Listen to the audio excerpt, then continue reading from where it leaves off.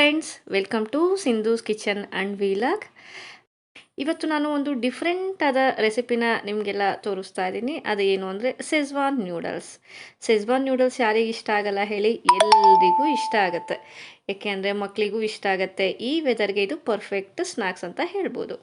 So ನನ್ನ ಚಾನಲ್ಗೆ ಇನ್ನೂ ಯಾರ್ಯಾರು ಸಬ್ಸ್ಕ್ರೈಬ್ ಆಗಿರುವವರು ದಯವಿಟ್ಟು ಸಬ್ಸ್ಕ್ರೈಬ್ ಆಗಿ ಆ್ಯಂಡ್ ಫ್ರೆಂಡ್ಸ್ ಆ್ಯಂಡ್ ರಿಲೇಟಿವ್ಸ್ ಜೊತೆ ಶೇರ್ ಮಾಡೋದು ಮಾತ್ರ ಮರಿಬೇಡಿ.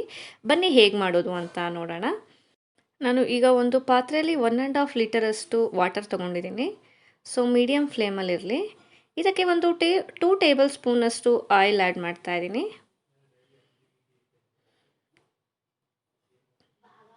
ಈಗ ಇದಕ್ಕೆ ಒಂದು 1/2 ಟೇಬಲ್ ಸ್ಪೂನಷ್ಟು ಸಾಲ್ಟ್ ಹಾಕೋಣ.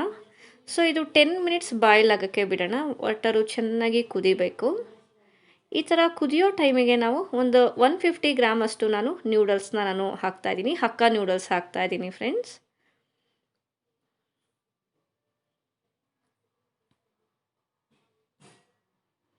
ನೋಡಿ, ತುಂಬ ಕಟ್ ಮಾಡಿಲ್ಲ ನಾನು, ಉದ್ದುದ್ದಕ್ಕೆ ಅದೇ ಥರ ಹಾಕ್ತಾಯಿದ್ದೀನಿ. ಸೊ ಇದು ಒಂದು 15 ಮಿನಿಟ್ಸು ಮೀಡಿಯಮ್ ಫ್ಲೇಮಲ್ಲಿ ಬಿಟ್ಟರೆ ಚೆನ್ನಾಗಿ ಬೇಯುತ್ತೆ ನ್ಯೂಡಲ್ಸು. ತುಂಬ ಸ್ಟಿರ್ ಮಾಡೋದು ಬೇಡ.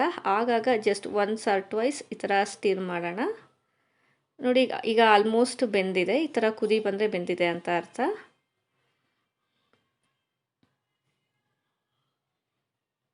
ಒಂದ್ಸರಿ ಬೇಕಾದ್ರೆ ನೀವು ಟೆಸ್ಟ್ ಮಾಡಿ. ಈ ಥರ ಇದು ಬೆಂದಿದೆ. ಈಗ ನಾನು ಇದನ್ನು ಡ್ರೈನ್ ಮಾಡ್ಕೋತೀನಿ. ಸೊ ಈ ಥರ ಒಂದು ಇದರಲ್ಲಿ ಡ್ರೈನ್ ಮಾಡ್ಕೊಳ್ಳೋಣ. ಇಮಿಡಿಯೇಟಾಗಿ ನಾವು ವಾರ್ಮ್ ವಾಟರ್ ಹಾಕಿ ಇದನ್ನು ಒಂದ್ಸರಿ ವಾಶ್ ಮಾಡೋಣ. ಏಕೆಂದರೆ ಅದೇ ಬಿಸಿ ನೀರಿದ್ದರೆ ಅದು ಮುದ್ದೆ ಆಗೋ ಚಾನ್ಸ್ ಇರುತ್ತೆ. ಸೊ ಚೆನ್ನಾಗಿ ಈ ಥರ ವಾರ್ಮ್ ವಾಟರ್ ಹಾಕಿ ನಾನು ವಾಶ್ ಮಾಡ್ತಾಯಿದ್ದೀನಿ. ನೋಡಿ, ಇದು ಪರ್ಫೆಕ್ಟಾಗಿ ಬೆಂದಿದೆ. ಈಗೊಂದು ಫ್ರೈಯಿಂಗ್ ಪ್ಯಾನಲ್ಲಿ ಒಂದು 4 to 5 ಟೇಬಲ್ ಸ್ಪೂನಷ್ಟು ಆಯಿಲ್ ಹಾಕ್ತಾಯಿದ್ದೀನಿ. ಇದಕ್ಕೆ ಒಂದು 4 ರಿಂದ 5 ಬೆಳ್ಳುಳ್ಳಿ ಚಿಕ್ಕದಾಗಿ ಕಟ್ ಮಾಡಿ ಹಾಕ್ತಾಯಿದ್ದೀನಿ ಫ್ರೆಂಡ್ಸ್. ಮತ್ತು 4 ರಿಂದ 5 ಪೀಸಸ್ಸು ಶುಂಠಿ ಚಿಕ್ಕದಾಗಿ ಕಟ್ ಮಾಡಿ ಹಾಕಿದ್ದೀನಿ. ಲೈಟಾಗಿ ಫ್ರೈ ಆದರೆ ಆಯಿತು. ಇದಕ್ಕೆ ಉದ್ದುದ್ದಕ್ಕೆ ಕಟ್ ಮಾಡಿರೋ ಆನಿಯನ್ನ ಆ್ಯಡ್ ಮಾಡ್ತಾಯಿದ್ದೀನಿ. ಒಂದು ಮೀಡಿಯಮ್ ಸೈಜ್ ಆನಿಯನ್ ಯೂಸ್ ಮಾಡ್ತಾಯಿದ್ದೀನಿ.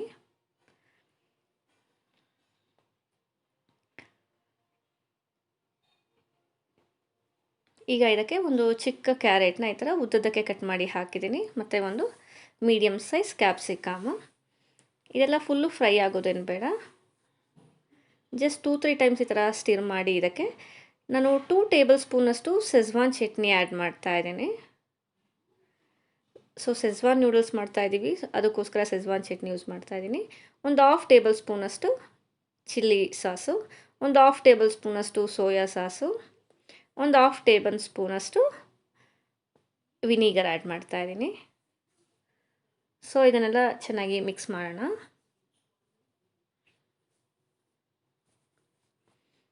ನೋಡಿ, ವೆಜ್ಜೀಸು ಫುಲ್ಲು ಫ್ರೈ ಆಗಬೇಕಂತ ಇಲ್ಲ, ಜಸ್ಟ್ ಆಫ್ ಫ್ರೈ ಆದರೆ ಆಯಿತು.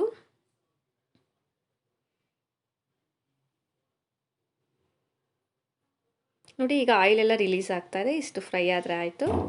ಸೊ ಇದಕ್ಕೆ ನಾವು ನ್ಯೂಡಲ್ಸ್ನ, ಬಾಯ್ಲ್ ಆಗಿರೋ ನ್ಯೂಡಲ್ಸ್ನ ಆ್ಯಡ್ ಮಾಡೋಣ.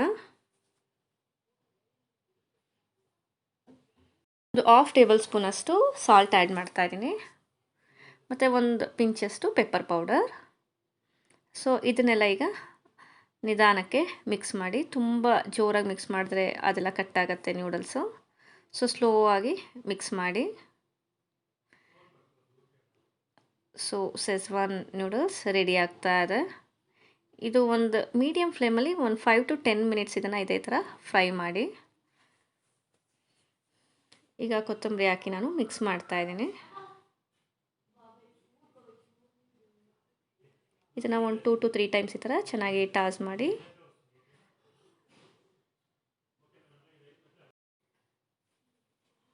ನೋಡಿ, ಈ ಥರ ಚೆನ್ನಾಗಿ ಅದು ಟಾಸ್ ಮಾಡೋಣ.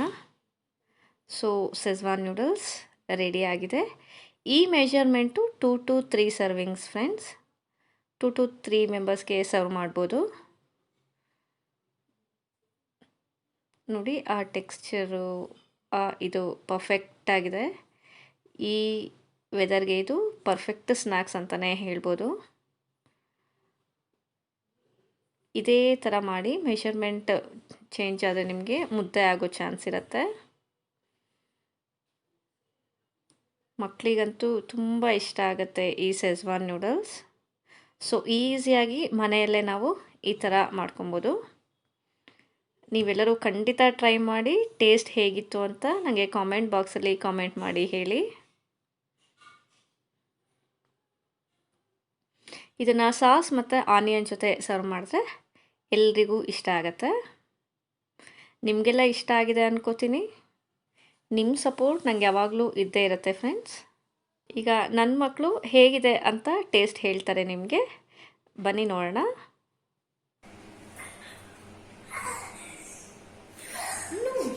ಸೂಪರ್ ಪಿನ್ನಿ, super mummy. Thank you Abhi. ನೋಡಿದ್ರಲ್ಲ, ಮಕ್ಕಳಿಗೆಲ್ಲ ತುಂಬ ಇಷ್ಟ ಆಗಿದೆ. ನೀವು ಟ್ರೈ ಮಾಡಿ.